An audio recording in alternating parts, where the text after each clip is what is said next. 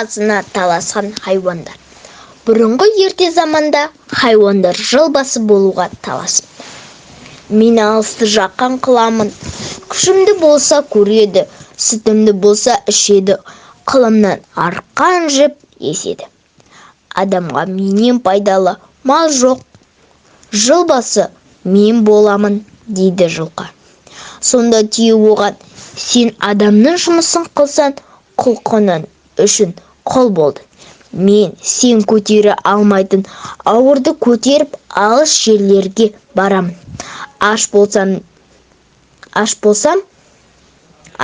да сен сияқты арпа сұрамаймын. Не кез келсе соны қорек ете. Табылса су ішіп, табылмаса шөлде де шыдап жүре берем. Жыл басы болуға мен лайықпын, дейді. Сиыр тұрып, адам егін ексе, жер жыртса, мен керекпін. Олар сүтімді ішеді, құрт майымды жейді. Жыл басы болу маған лайық, дейді. Мен болмасам, қазақ үйін немен жабар еді? Жүнімнен кигіз басады, жабағымнан киім тігеді.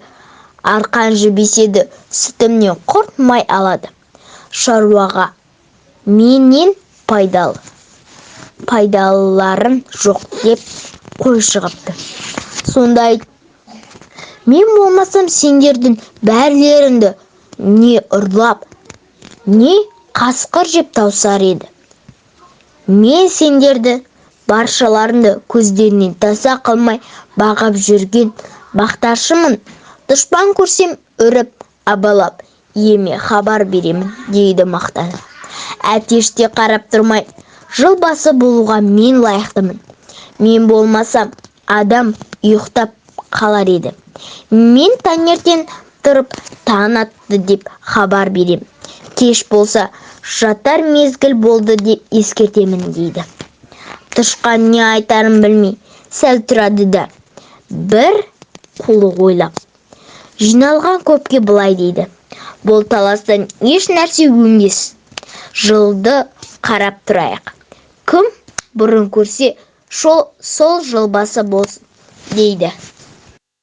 Барлық жануарлар тышқанның сөзін қостап, жылды қарап тұрады. Түйе бәрібір менен бұрын ешкім көре алмас деп, өзінің бойына сенімді болады. Біраздан соң тышқан жоғарлап білдірмей түйенің үстіне шығып, өркешіне мініп алады. Біз көреміз деп таласып жатқан хайуандар ең биікте отырған тышқанға мән бермейді.